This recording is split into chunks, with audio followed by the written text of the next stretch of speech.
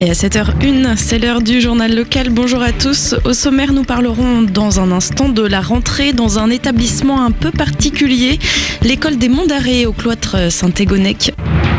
RCF Finistère, le journal Marion Vatras. C'est donc la rentrée aussi pour l'école alternative des Monts d'Arrée dans le Nord Finistère, une rentrée relativement sereine puisque l'association Les Utopistes en Action a trouvé de nouveaux locaux.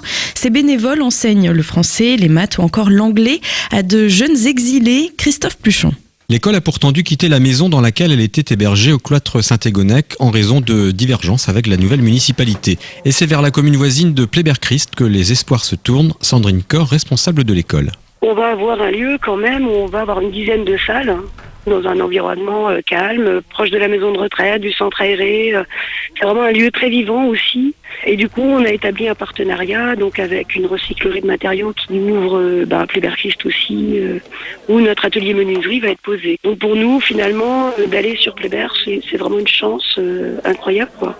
On va pouvoir créer encore plus de liens, encore plus d'échanges. L'école alternative des Monts d'Arrée accueille entre 10 et 15 jeunes exilés. Elle en a formé une soixantaine depuis son ouverture il y a 2 ans. Certains font de jolis parcours en collège et en lycée. Sandrine Corr. On a un jeune qui est entré en seconde générale, c'est un petit surdoué qui est arrivé, qui a fait une année de 3e au collège de Plounéour l'année dernière, juste exceptionnelle.